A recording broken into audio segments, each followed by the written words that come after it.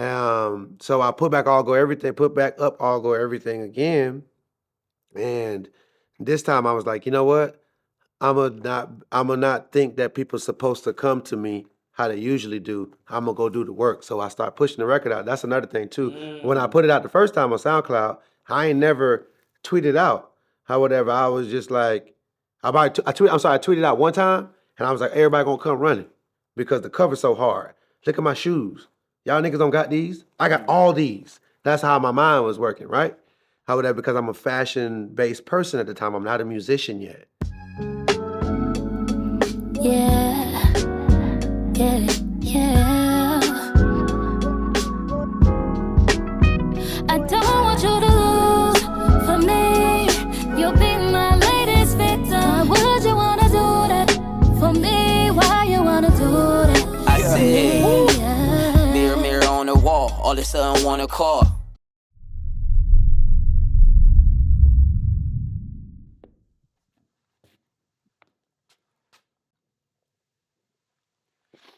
What's going on, brother? How you feeling? Man, I feel incredible. How about yourself? Man, I ain't got no complaints. I'm blessed, man. Good. Name. Trinidad James. What's your occupation? I'm an artist at the end of the day, really. Favorite artist then? Um, I'm at the place where I'm really more into my people. So I have a band that I play with called Best Dress. That's my favorite. And then an artist named 31 Grams from Atlanta, Georgia. That's my favorite artist. Okay. All right, let's get into it, man. When you look in the mirror, what do you see? I want you to give this 10 seconds before you speak. Okay. When I look in the mirror, I see everything I've been through. I see kind of like the reality of the things that I've been through is no matter what I go through, I make it look good. And that really speaks to just the confidence that I move through the world with. But that's mostly what I see when I look in the mirror today. Let me ask you, what version of you yourself do people not see when the lights are off? The version that people don't see, mainly when it comes to me, is my vulnerability, my most of my vulnerability, um, and I guess my ability. It's very easy to be typecast or boxed into something um, because the narrative that's being pushed is not just you pushing it. You know, you have social that pushes agendas on celebs and on just people of stature. How did that shift happen? Like when you became that celebrity, did you see a major shift? Did it happen overnight for you? Like, can you recall a moment where that shift happened for you, where it was that difference? You was like, all right, I'm a celebrity now. 2013 March, I just signed my deal with Def Jam, and I'm sitting in the hotel after, and I watched my phone ring till it went dead from numbers I knew and numbers I didn't know. So that was the moment of, oh, shit done got real. Mm.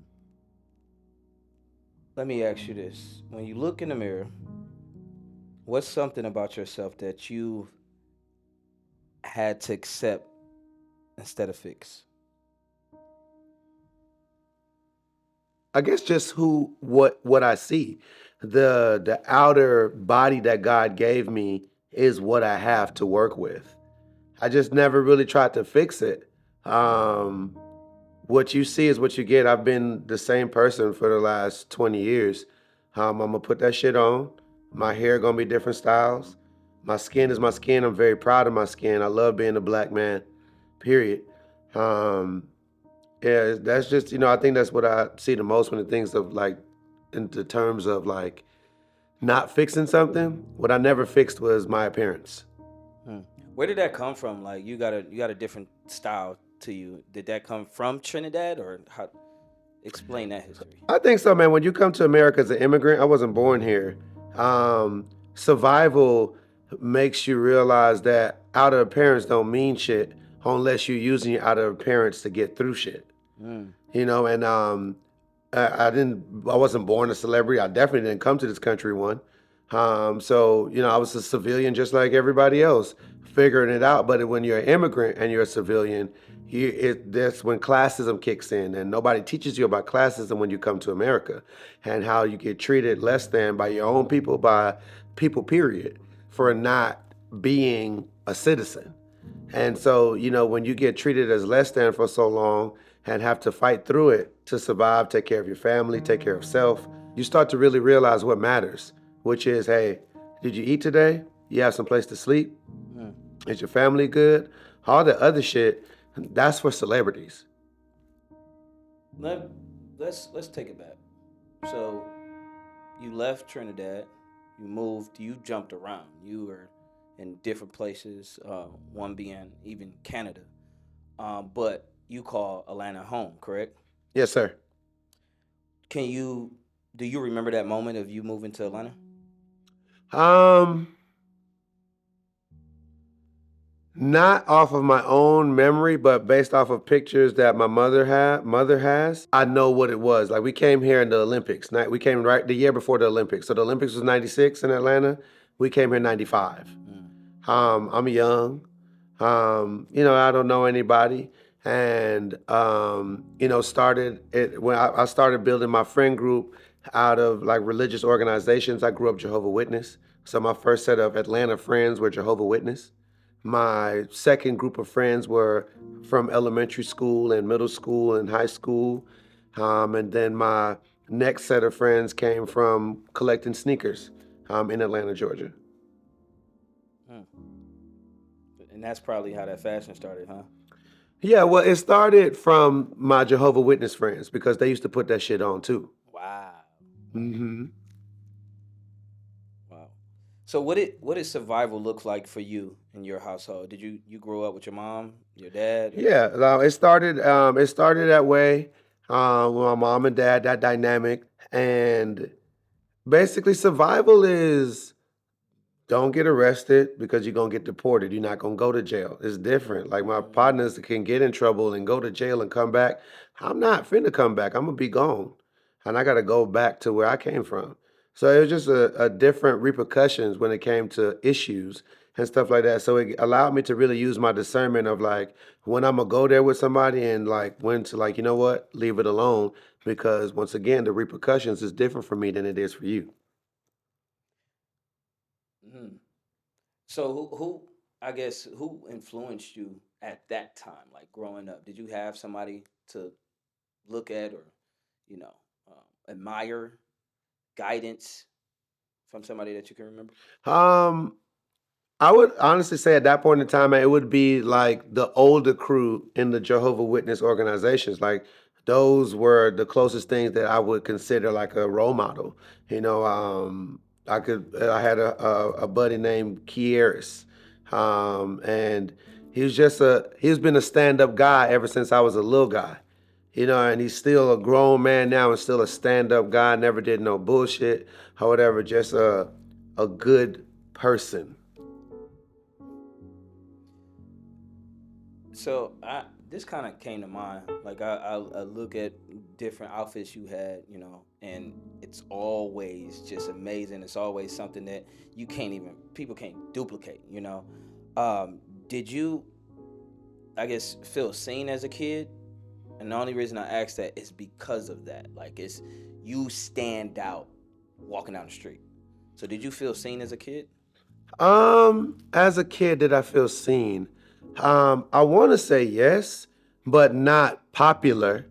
More of the outfits and things like that. Like I said, my friend circle from the beginning with my J Dubs, um, that is where like we had to find. I had to find my identity within my friend group, like my close friend group. And like I said, they put that shit on. They were from America, so like they had a different sauce for me. Also, I'm coming from Trinidad, in Trinidad, like Caribbean flavor, like we wear colorful stuff. Our flags are colorful. Like we don't have those same restrictions that per se American traditions have. If you look at like, you have grown men that wear netted tank tops and stuff. That's just the Caribbean culture. That's something that at one point in time, like men wouldn't, like heterosexual men wouldn't wear in America, those see-through tank tops unless they were from the Caribbean living in America. But you wouldn't catch a born American wearing things like that because it might be came across too feminine or things of such. So coming from the Caribbean, our style is somewhat a version of flamboyant in American culture. Does that at all bother you that we see it that way in American culture? No, because once again, like I told you, but when you come here, you don't have time to think about that type of like small bullshit. You have to make sure that, hey, did I eat today? Did my mama eat today? Did my dad eat today? Do we have a place to stay? Are we good? Those are the things that matter. You having an issue with what the fuck I got going on or wearing is not going to put food on our table. So you don't even have that type of like, that's not even a bother. Did you success for you, was that because you were doing it for yourself, for your family? Like, where did that motivation come from? Success. And can you ask that question a little bit more detail? What, like me wanting success or me Meaning, getting success? Well, just your why. Like, was there when you came here, was there a push of like, I want to be famous, I want to be successful? And if so, what was that push? What was your why? Man, this is probably going to shock people, maybe. I don't know. I never had a why, bro. I just had a do.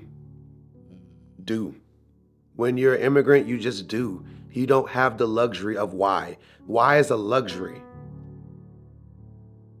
Was there a point where success kind of felt heavy for you? Oh, 1,000%. How success even came to me, like I said, I wasn't chasing it. When I started to do music for myself, is I was ready to bootstrap it. I already was popular in the city because of where I worked at. I built such a great rapport in the community for selling drip to people. Like drip has just been a big part of my life.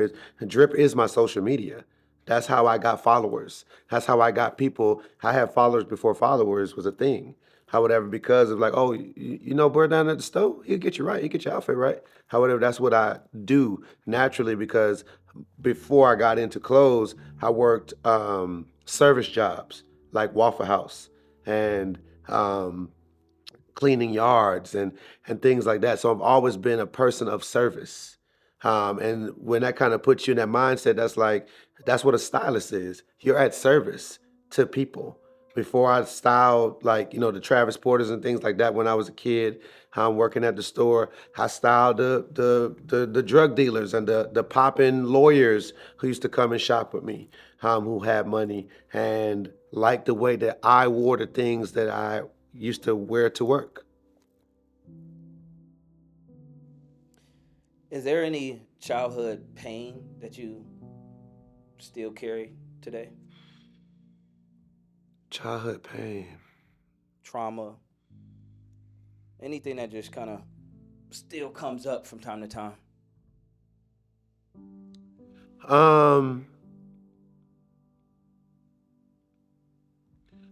I want to say that not really, but if I pay attention to it in relationships, because my parents split because of religion, I always pay attention to if a woman that I'm talking to, like, where's her mindset at when it comes to religion?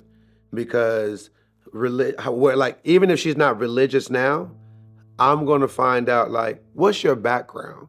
How was your parents? Like, did they grow up religious? Because that would show what type of household she grew up with. So that would show what type of mindset she has. Because I know what type of mindset I have. And I know what I ain't going for. So I don't want to I hate wasting time. So, like, I think that is something that it might not be a trauma. And if it is, well, yes, it is. But it is something that I'm aware of that stems back from my parents divorcing over religion when I was a kid. if you don't mind telling, what were their religions? My mom is Jehovah's Witness and my dad is a Christian. Does that affect you in any way, just getting both of those type of religions in your household? It actually made me feel very perfect because now my God is my conscience. At the end of the day, religion is something that you use to meditate to get your conscience right. When you don't have a good conscience, then you just move through the earth as a sinner and a selfish person. Religion is there to remind you that you should think about and work on your conscience. So once you get your conscience together, you don't ever have to walk in nobody's church again.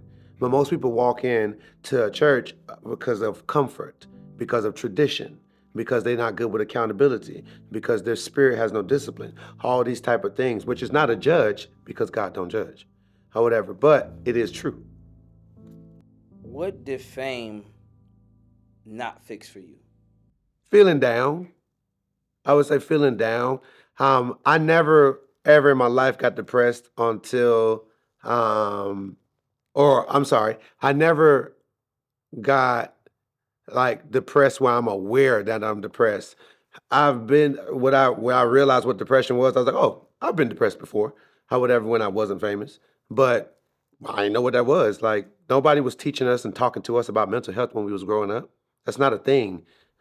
Mental health, go to therapists, black-owned businesses, and all this goddamn list of shit that makes you a hotep ass nigga or whatever. Like nobody was into those type of things, bro. You just had to survive and be a real nigga or whatever and be cool. If you're from Atlanta, bro, you can't be lame.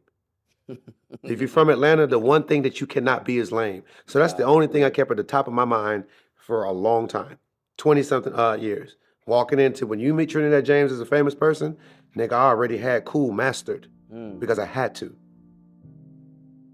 You just said something right there, like being like I'm from Detroit, and coming to Atlanta, you do immediately feel like you cannot be lame. Yeah. And you from Detroit, so it's like you can't be broke. In Detroit, you can't be broke. Facts. Like, you know what I'm saying? It's like that's y'all thing. Like in Detroit, you can't be broke. Like you need to have some money or like what are you? You're nothing with no money in Detroit. Like that's how Detroit is. However, in Atlanta, you don't have to have all the money in the world or whatever. Like a cool nigga could be broke as the fuck, but once he cool, somebody buy something to eat. Bro, you get a 6-piece. You get some of these wings, bro. Or whatever. A nigga eat every. If you're a cool nigga, you'll eat every day. Or whatever. You know what I'm saying? A girl will take care of you. Blah blah blah blah. In the South, in Atlanta, or whatever. In Detroit, you don't got no money. You will get spit on. Man, you already know. So speaking of Atlanta, the underground, how impactful was that to your life?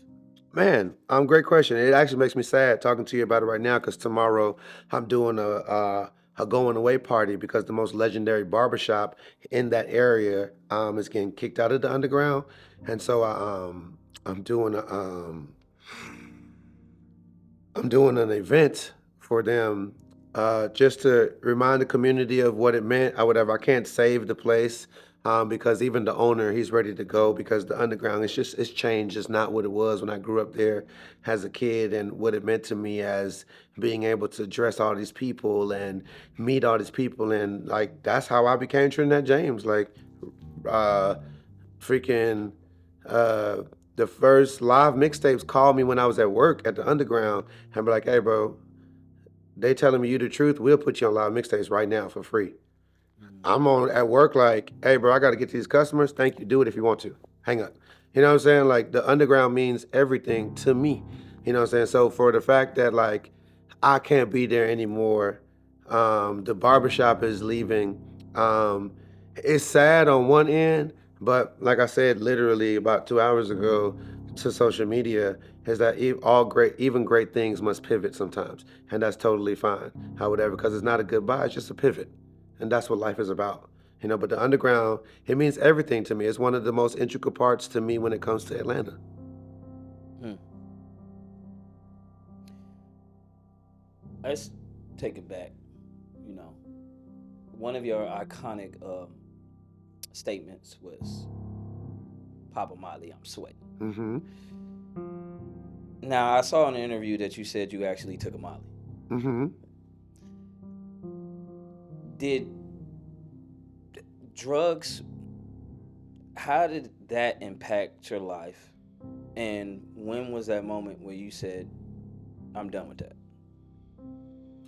Well, I'm a hustler first, right? That's just what this country turned me into when I came here.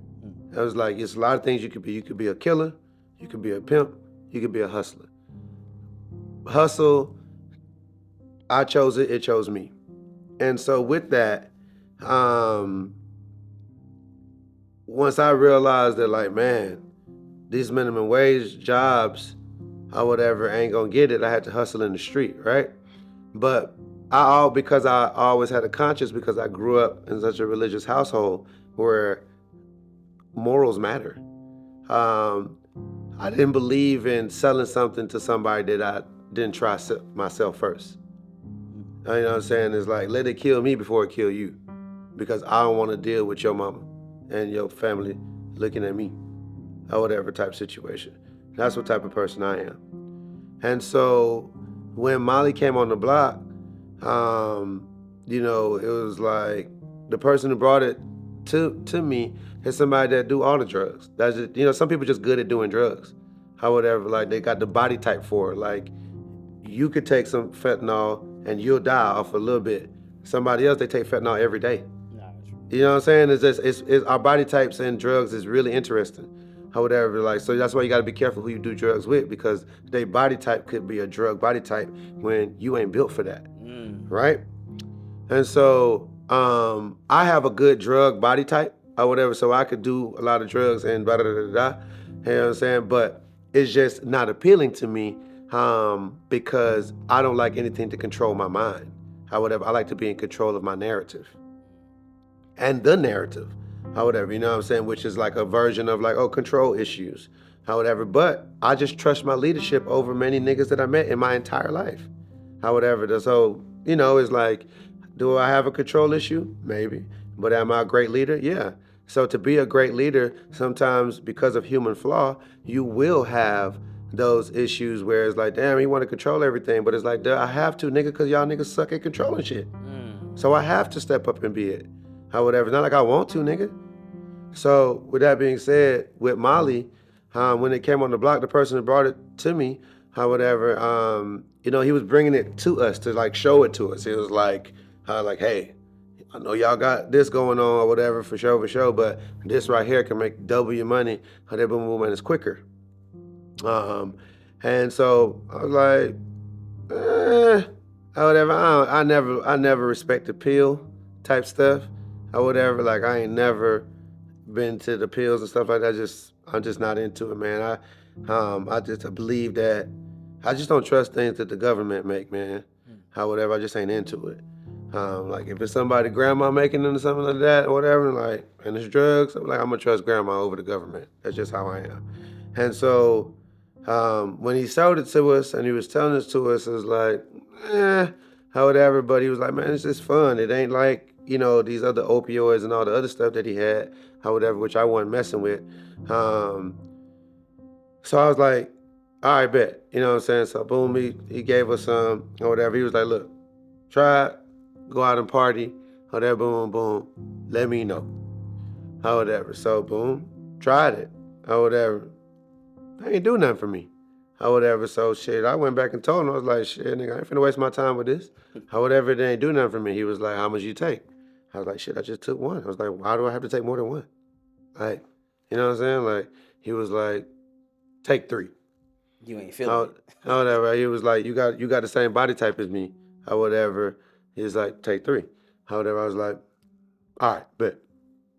So boom, like, I don't know, some time passed, and then I took more, and then it really kicked in. I was like, oh shit, like, you know what I'm saying? Like, that's where it all came from. I was like, woof, like, shit, I'm really sweating.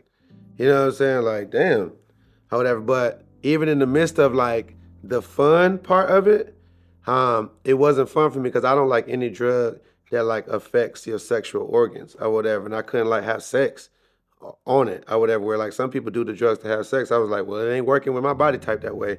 So this is one and done. But I know what it can do. And I knew that it was safe. And so I'm a businessman, so that's what mattered to me. Like I'm having fun, and I could get a girl without having to do drugs with her or whatever. So I wasn't tripping on that.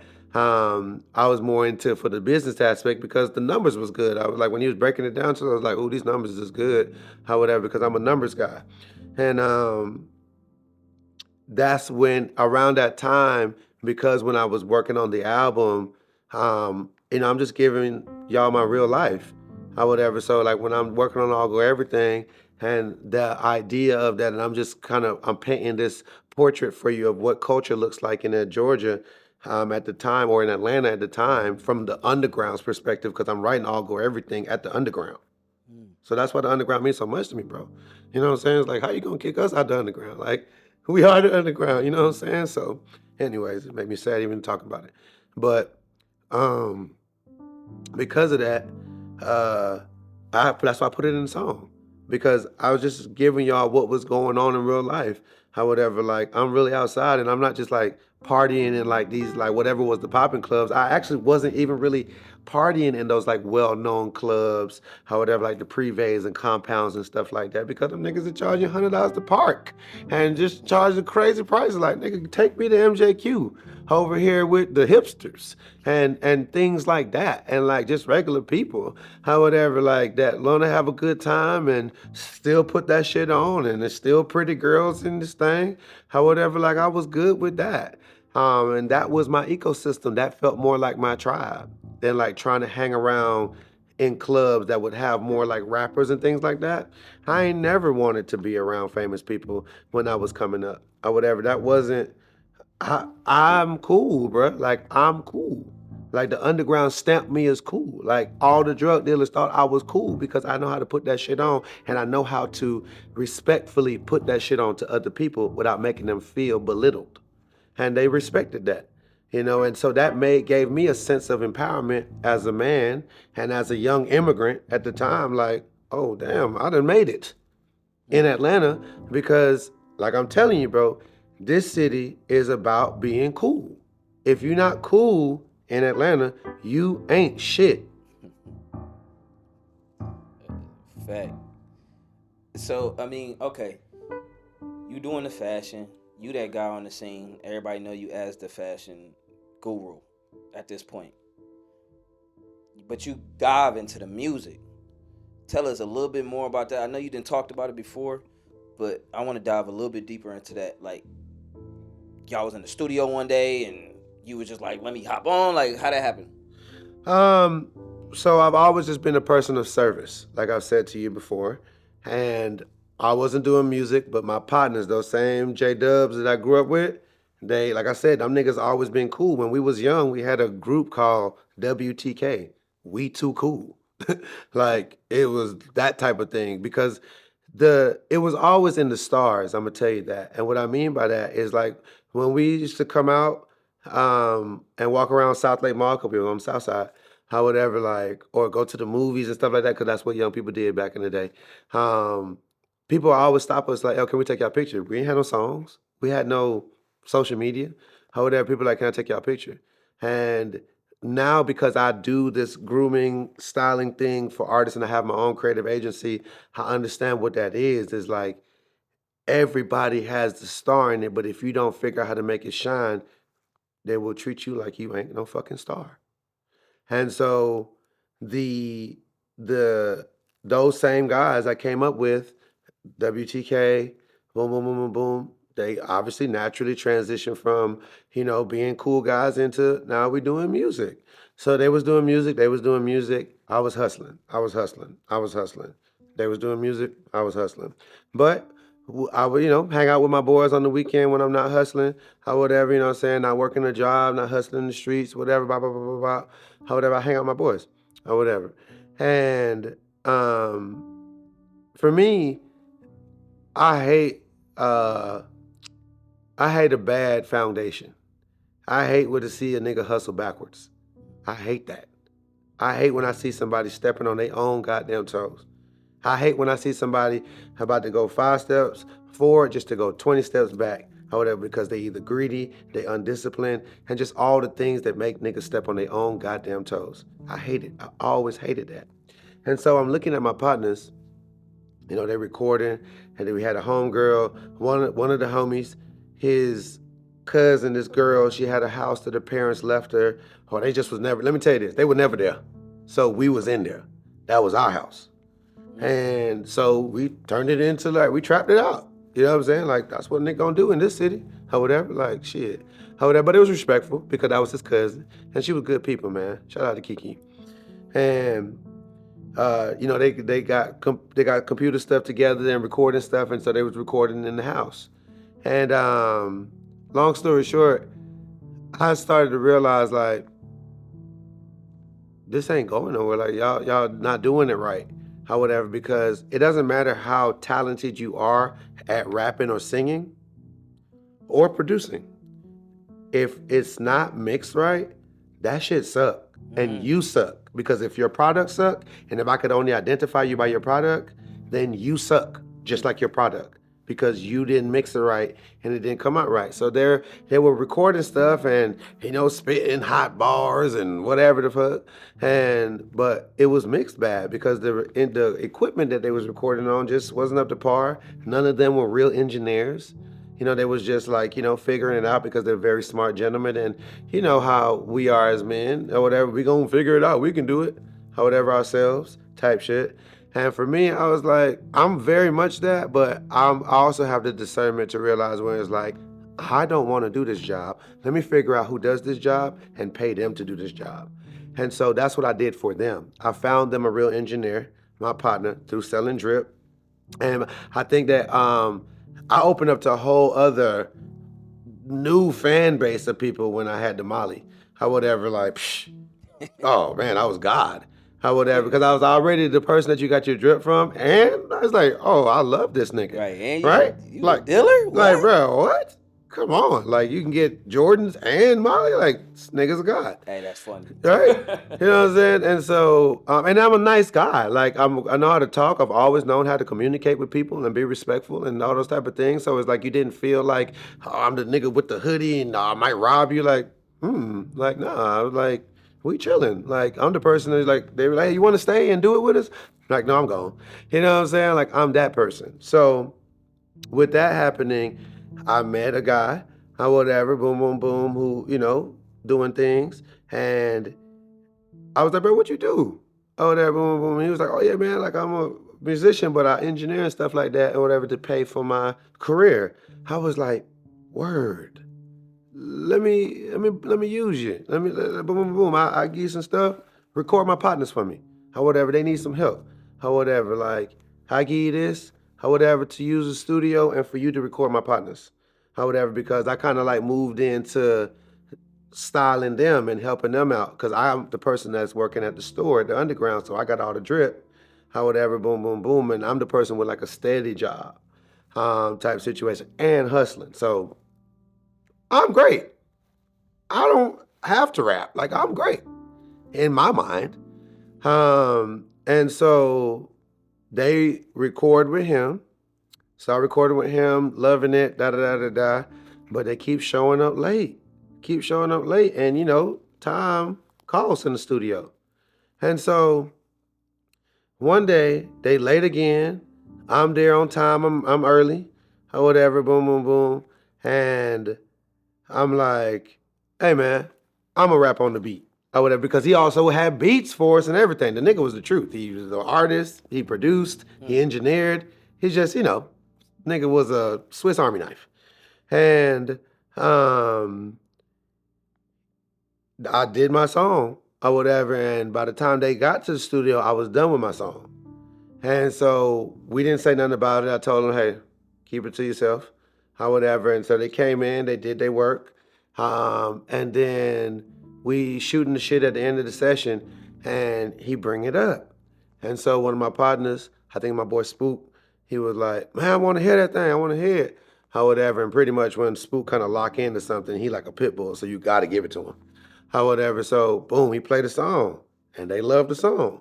Or whatever. So on the outward appearance, I probably look like how I look now, unfazed by everything in the world. Or whatever, but on the inside, whatever, I was like, yeah, that's cool. Yeah, that's cool. Once again, I want to be cool. You got to be cool.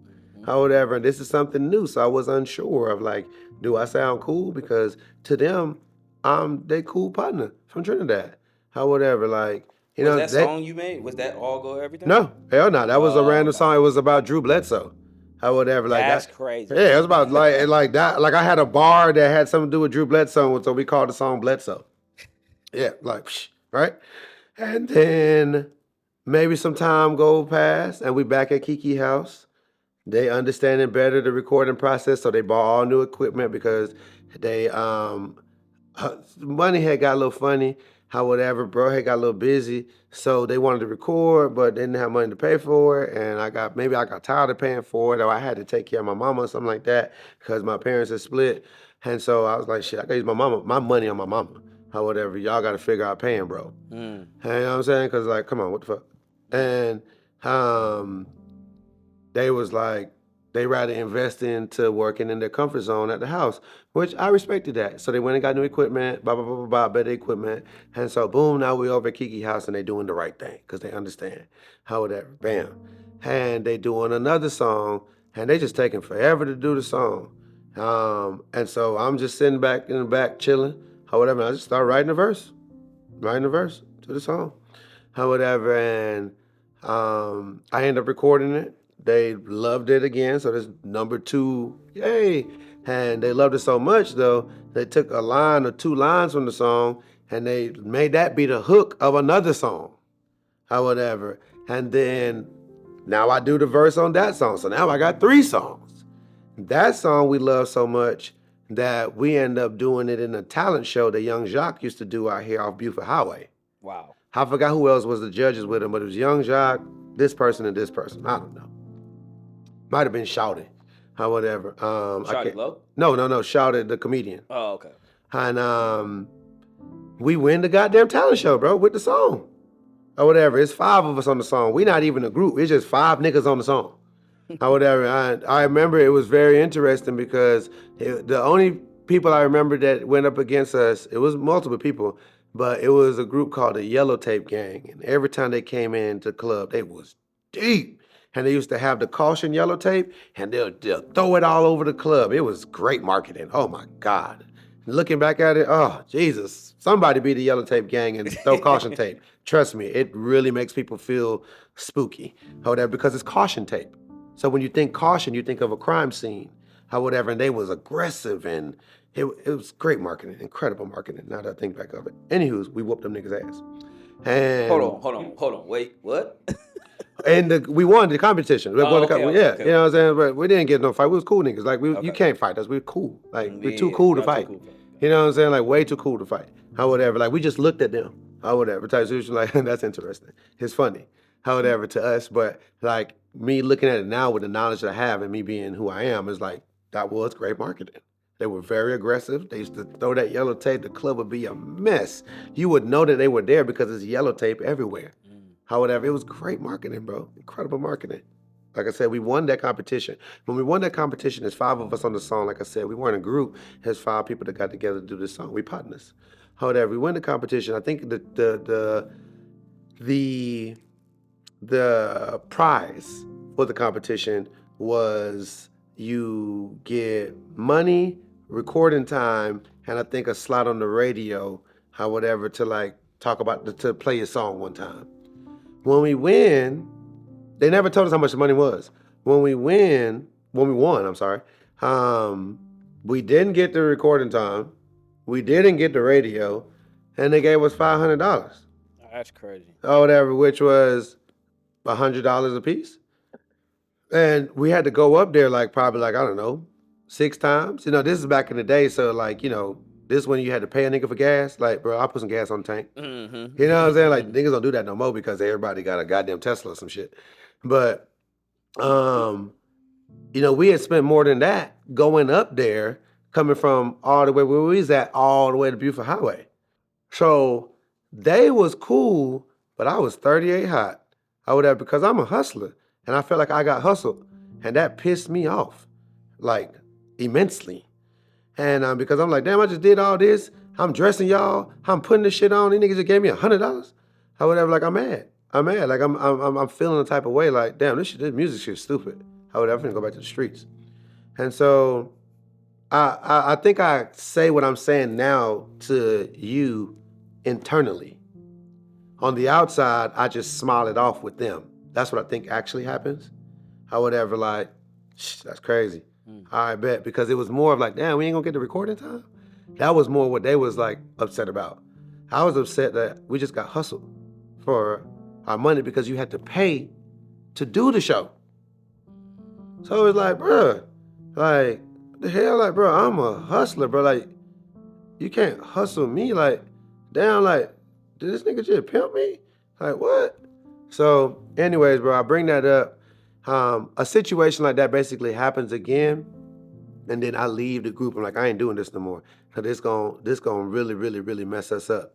They felt a type of way towards me. We separated as partners for a while. Then I got locked up for like a day or two, got out.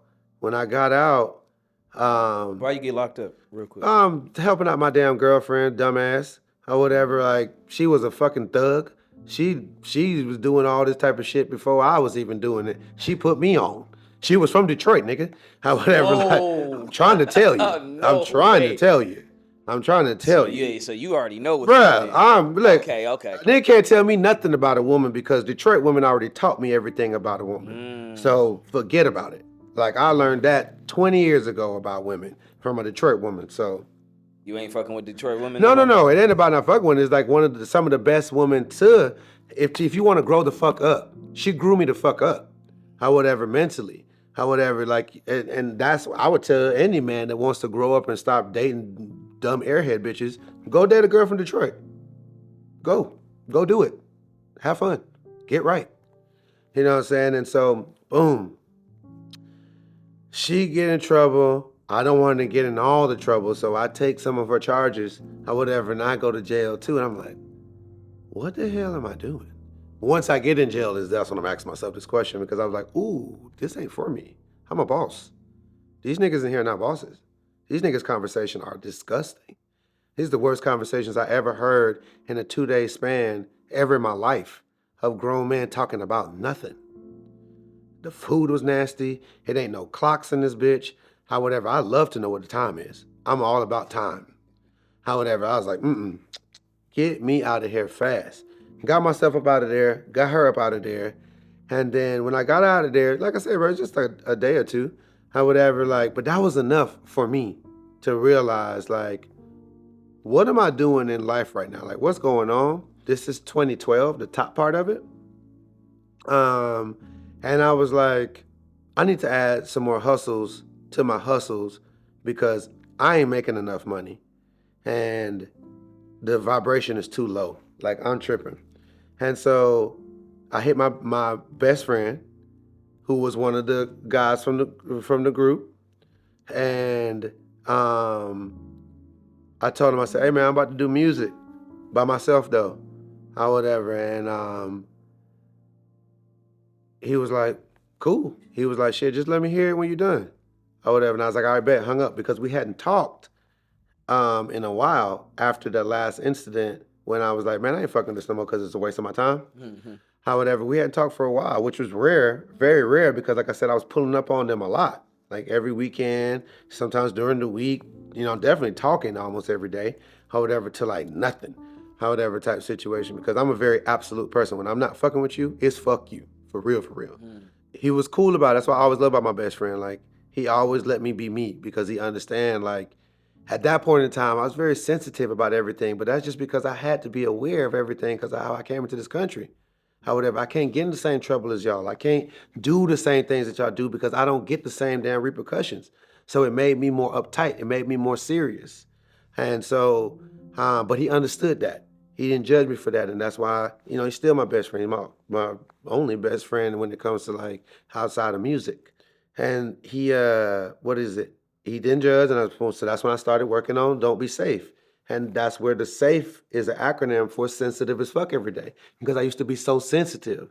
But it wasn't the traditional meaning of sensitive, or whatever. But it was just like I was so serious about everything because I had to be. And then when I met my girl from Detroit, or whatever, she used to call me out about it, or whatever, because she didn't understand the whole immigrant thing because I didn't tell her.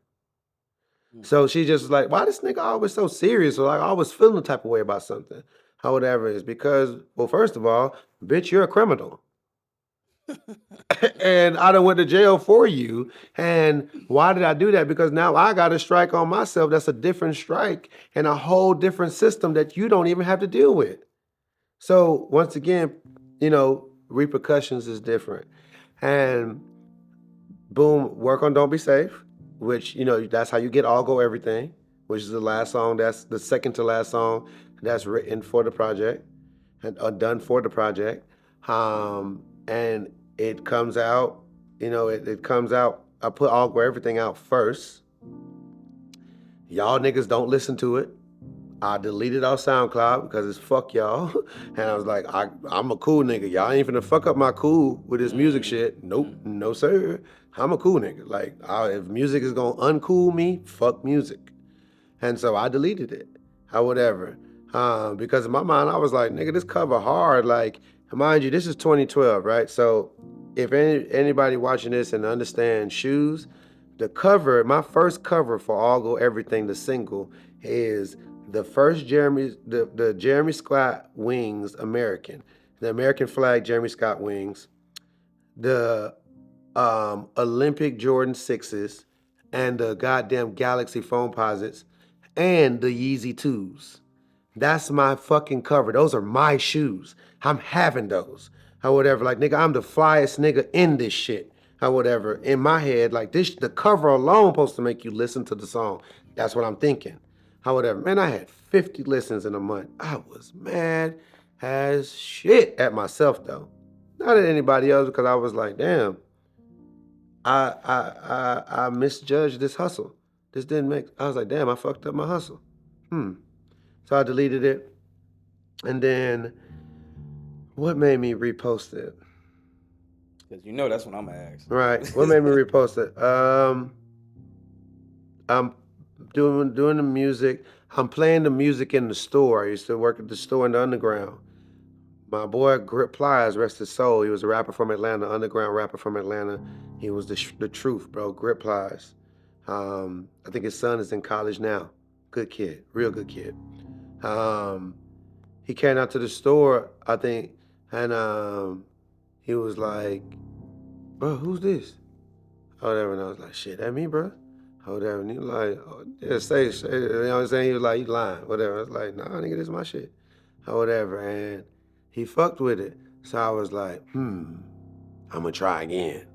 Or whatever, and he was like, send me something, I'm gonna get on something. I had another song called Females Welcome that I had wrote. Or whatever, but I ain't had a second verse. I was like, ooh, I'm gonna put him on there. Or whatever type shit.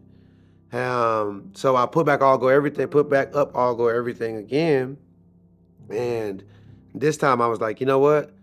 I'ma not think that people supposed to come to me how they usually do. I'm gonna go do the work. So I start pushing the record out. That's another thing too. When I put it out the first time on SoundCloud, I ain't never tweeted out. Or whatever. I was just like, I tweeted out one time, and I was like, everybody gonna come running because the cover's so hard. Look at my shoes. Y'all niggas don't got these? I got all these. That's how my mind was working, right? How would that? Because I'm a fashion-based person at the time. I'm not a musician yet. I'm a fashion-based person. I'm a confidence person. I'm a hustler. I'm a street nigga. Those type of things. That's how I'm thinking like that. Street niggas have confidence complex sometimes. And this time around, I'm like, man, I'm gonna put it out. I'm gonna put it out there. So I put it back on SoundCloud, how whatever, and I'm pushing it out, how whatever. I tweeted to Grip, or whatever, like, bro, check me out. This is the song that I was playing in the store. Tell these folk what's going on, how whatever. Man, that nigga don't pay me no attention. I was like, man, niggas. I was like, that's why I don't fuck with these rappers. That's literally what I said, bro. I would never like that. The crazy thing, this white dude DM me on Twitter, and his name was Jordan. They called him DJ Dirty. he hit me and he was like, "Hey man, I don't know who you are, but I believe you could be the next voice of Atlanta." Or whatever. I'm like, what? Who are you, white boy? Or whatever, like, block. Out of here. You blocked him? Bro, what the fuck? Yo, that's Like, crazy. don't. He Cause gave you a compliment and you blocked him? like, cause it's like, this is, bro, this is in Atlanta at the time, bro. Like, I think it's a white person here, but don't take it no type of way. You be all right. This is the time where coming up in Atlanta where it's like, bro, you don't really associate with white people. Cause in Atlanta at the time, it's like, it's so many black people, you don't even see white people. I went to South Atlanta High School. I don't see a white person. I would ever like, I see a white person when I go to jail. That's when I say white person. So I associate white with jail at the time. So it's like, there's no like me really understanding. It wasn't until I really went to school in South Carolina that I really understood the white-black dynamic, because I left my all-black high school to go to all-white high school and had to figure it out or whatever. And it's like, oh, okay, I get it now or whatever. But when he said that to me, when I'm in Atlanta, I could only think like the person that I'm, your surroundings. And I got out of that mind. I got out of that. I was like, man, maybe I'm tripping. So I unblocked bro, because I'm like, maybe bro, just, being genuine. Like I blocked him and I went on somebody else's page and watched him. I like to see what he's saying, see what it is, see if he was a real person or whatever. And then I was watching the things that he was tweeting and what he was saying. I was like, damn, I like Pastor Troy too. This white boy got good taste or whatever. Like, and so I unblocked him because I was like, oh, I fuck with him. And then I realized he told me, he gave me his whole story. He's like, bro, I'm from Atlanta. Or whatever, I just live in New York now. I got my own down south radio show. And I work at this pizza shop that's next door to it that my buddy owns. Or whatever. And I was like, okay, I can respect that. I'm a hustler. Like, I used to work at Waffle House. So I fuck with anybody that got a legit hustle. Or whatever. Like, I don't want you to trap like how I had to. I did that because I wanted more. And I didn't want to live regular. And I had to take care of my mama. Or whatever. But like, I'll never tell somebody, bro, go trap. Like, I'll never say that. Or whatever. I would tell you, go get a job, bro. Or whatever. So you don't have to look over your back. You don't have to worry about people robbing you or pulling guns to you and all the stupid shit that I had to go through when I was a kid, just trying to survive. And so me and bro built a good relationship, get his number, bam, bam, bam. And honestly, bro, he ended up being like the first person to like really put that battery in my back. Like, hey, something is kind of happening, but I don't know what, because what basically is happening is he's spinning all go everything on his radio show in New York at this little cubicle ass spot, bro, or whatever, with a glass window on the outdoor. You know how New York is, like they have like 50 million things on one block. The pizza shop that he's at, I think he's working the bar or whatever. The owner of this poppin' magazine, especially back then, called The Fader, used to get pizza from that spot or whatever. Shit, he was telling him like, hey, I got this artist that's dope, you should check out. Tell him about me. This exec that worked at Sony. You know how it is, like in New York, when you have a spot that you like, that's your secret spot, or whatever, you get cool with the bartender, or whatever type situation, because that's who you talk to the most if you eat pizza there. And so all these different people, he's putting them on to my music, and they not believing that I'm a real person, because they're like, I never heard of him. What is this? Like, I like this, but who is this? And so finally, when I did the cover for Don't Be Safe, and I sent him the cover, shout out to my man who passed away, Corey Davis from Atlanta, an amazing multidisciplinary artist. He shot my cover for me. He saw me in the club one night, MJQ, my spot. I had the Easy 2s on with a suit and a condom in my thing as a square pocket. I would have a gold condom in the pocket. He was like, boy, you fly as hell. I was like, duh, nigga. I would advertise shit. He was like, man, hey, bro, I want to shoot you. Or whatever. He didn't even know I was doing music. He just wanted to shoot me. Or whatever. I was like, bet. In my mind, I'm a hustler. Or whatever. I was like, shit, I'm gonna use that picture for my cover. Or whatever type shit if it's fire. Because I don't know how good he is. It's just a nigga coming up to me talking about, I want to shoot you. Or whatever. I was like, you better be talking about the camera, right? The that's what he did the next day. I whatever, I was drunk as hell. He called me, he's like, man, hey man, I'm ready to shoot. I was like, well shit, if you pull up on me, I'm over here at my friend's house, at Kiki house, drunk as hell. Or whatever. We go outside Kiki house. She had one of them old brick houses in the neighborhoods type stuff. And he was like, man, stand on that brick wall or whatever. Shot the cover. Boom. Shot it, took it back to his spot, you know what I'm saying, did this whole little Photoshop thing. Blah, blah, blah. He sent me over the cover. That's my first time I really saw myself. Like, oh shit, this is what I look like? I would ever I was like, damn, did I ever look in the mirror? I was like, what was I been doing my whole life? I would ever, I saw myself in a way I was like, damn, okay. I would ever think at the time too, I'm with my dad, he had just got his first stroke. I would ever, so I went up to the South Carolina to check on him. I would ever, because we hadn't talked in a while. And I showed him the cover. I would ever, and he was like, oh shit. I would ever, and that kind of really helped us get cool, because we hadn't been cool damn near my whole life, because we weren't on the same page. He was a working hard ass nigga and I was a cool nigga. I would ever, who wasn't doing that. I would ever type stuff. And music was our, hey, you like music? I like music too. We're friends. Or whatever. And boom, that locked us in as father-son friends. We weren't even father-son no more. It was like, oh, that's my dog. Or whatever. And I sent the cover to DJ Dirty. DJ Dirty sends that cover to all them people I named, owner, Fader, this exec guy from Sony, or whatever. And then they just hell no, this is not a real person. The music you playing me, this person in this picture is not a real person. To the point that the Sony exec dude, he bring 2 more people. They fly from New York to my job at the Underground to see if I'm a real person. And I'll do a listening session for them while I'm working at the job. However, I just play it in the store while I'm working, dealing with customers. I was like, y'all can stand in the back and listen to the project. Whatever type shit. And they still was unsure to sign me, but they put me on to A3C, this festival called A3C Festival. They said hey, we're going to get you a spot on A3C to see how you perform. That's big. Whatever. And I was like, okay. I wasn't even thinking, I wasn't even tripping on them that they didn't sign me. Nigga, they could have signed me right there for $5,000. I would have been like, sure. I would have been like, what? I don't know. You know what I'm saying? I made these songs in my boy Jay Patron's closet.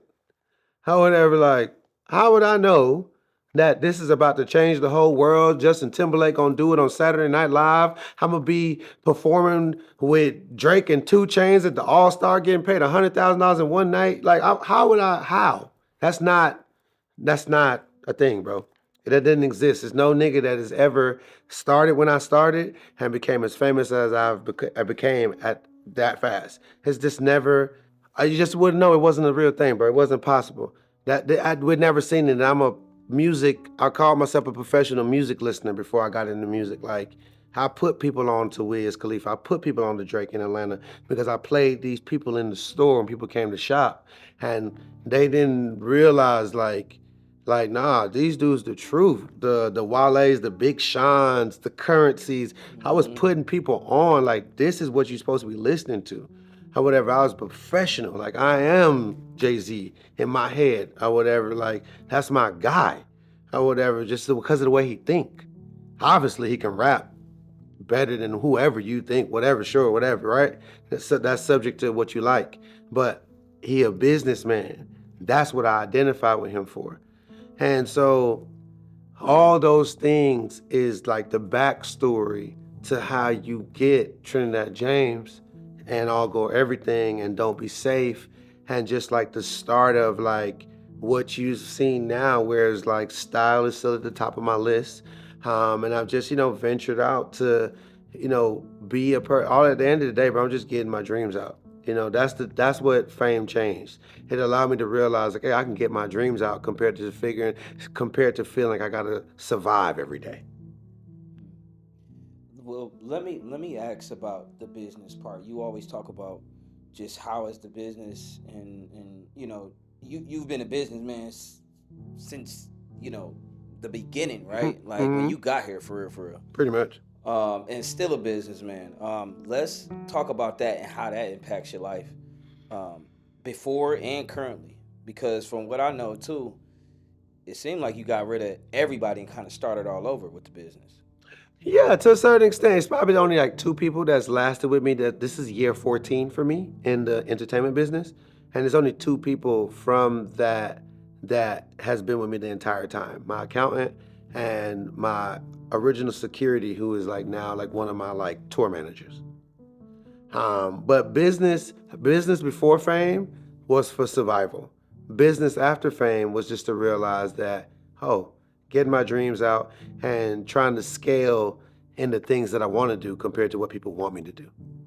Was it hard to get rid of the team? Because when you start doing business and you start developing relationships with these business people, you start getting closer.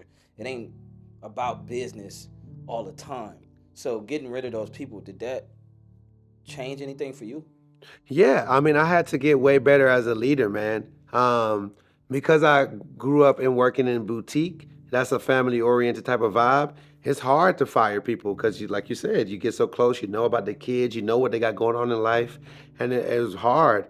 But you know, at first I wasn't good at firing people, and so I had a lot of bad moments of that process of the hiring and firing, especially the firing part. And you know, I'll just learn from my mistakes and apologize to people that I needed to apologize to because I have no problem apologizing when I'm wrong. I love taking accountability for some shit that I did wrong, or whatever, because I know how I feel about people who don't take accountability. So I hate to ever be a hypocrite. I'm just way better at it. But even in the midst of it, I'm still very organic towards the people who I work with when it comes to like consistently working with them. However, like I'll one-off work with somebody in a heartbeat. I'm the one-off motherfucking king. But to say is like, oh, I talk to you every day. However, like it's a very small pocket of people I talk to every day, and the people that I talk to every day, I promise you, they are monsters. Hmm.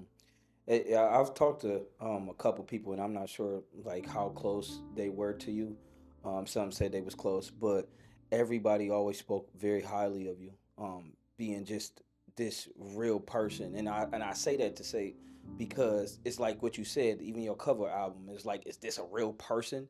Because when people see you, it's like, dang, like is he normal in a way? You know what I'm saying? Hmm. Nah, he not, but he's definitely very much so a real person. Amen. Um, Amen. I want to do this before you jet. Yes, sir. I want you to look back in the mirror, right? And I want to ask you a question and be very honest about this. Yes, sir. What are you addicted to? I am addicted to two things. I am addicted to being the best entertainer and leader, and I'm addicted to not ever getting my heart broke again.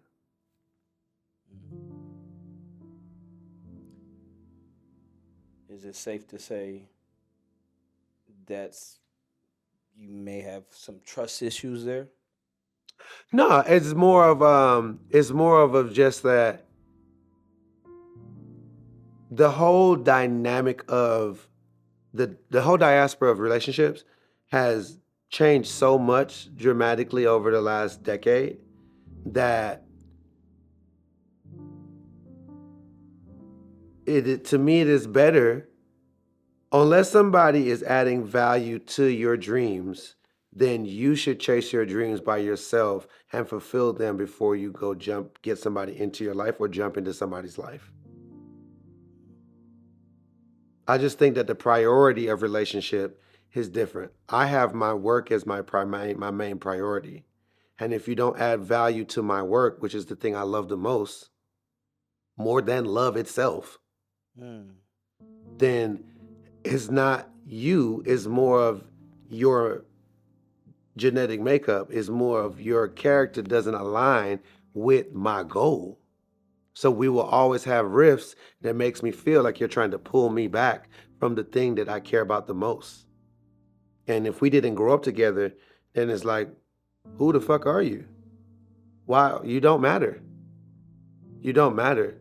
If you are not adding value to me, I don't want to speak even in general like I usually do. If you're not adding value to me and the thing that I'm chasing the most and want the most, then you are a waste of time to me and we won't last.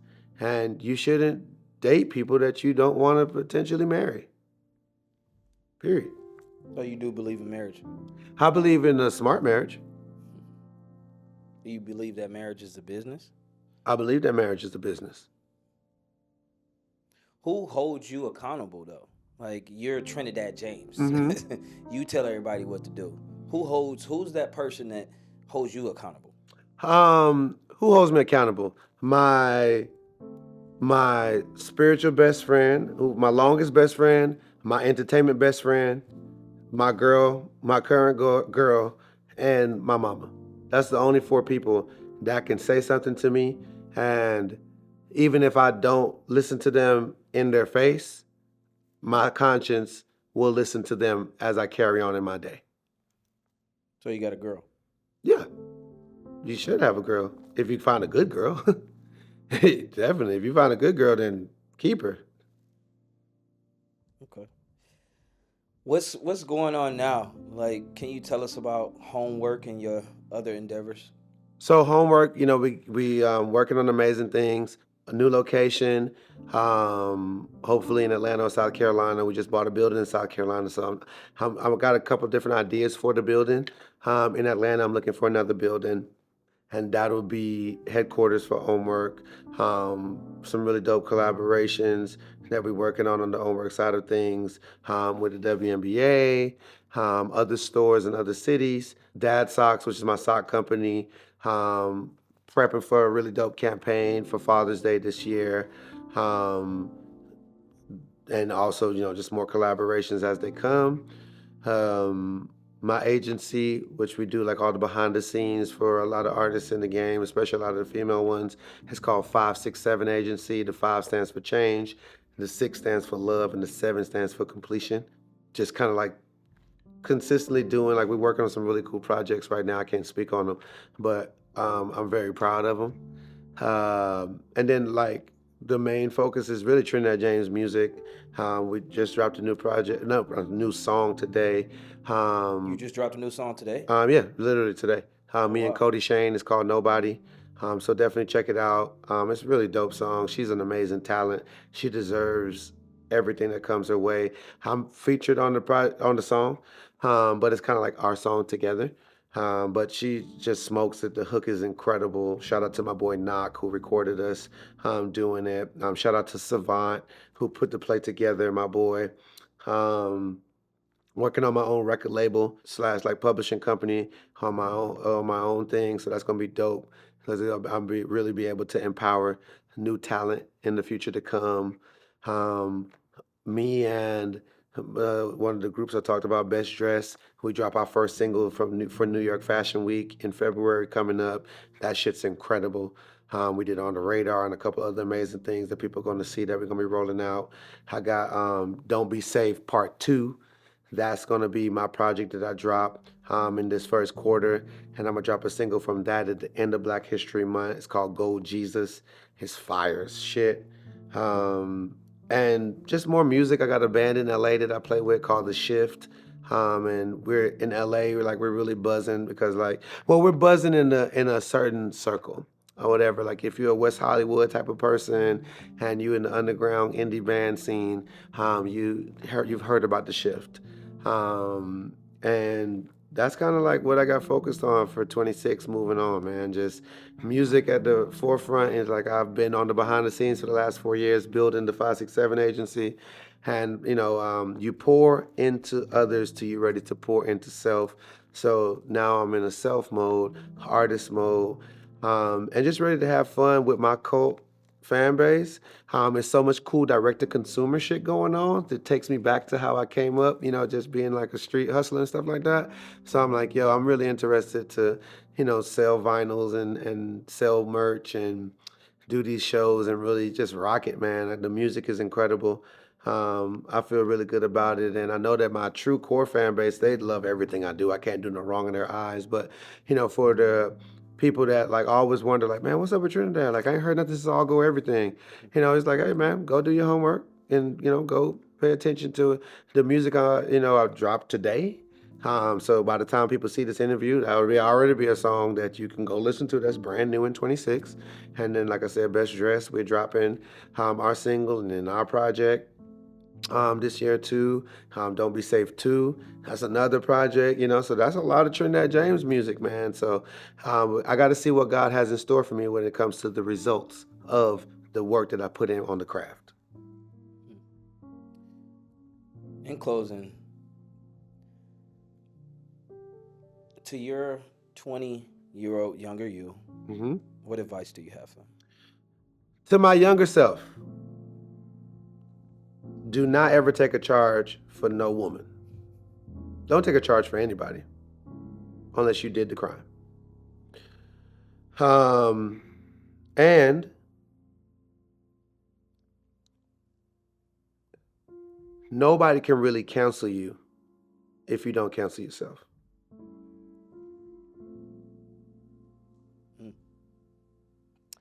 That is a wrap. Trinidad James, y'all. Thank you, brother. For sure. Very, very, very grateful for this moment. Appreciate you, man. You gave us a lot, bro. You gave us a lot, bro. Yeah, you said stuff we ain't heard. We ain't heard for real. So I appreciate that. And 3, 2. All right. And 3, 2. Got it. 3, 2, 1. 3, 2, 1. Got it. Appreciate you, man. Oh, for real, man. Let's stay like that too, bro.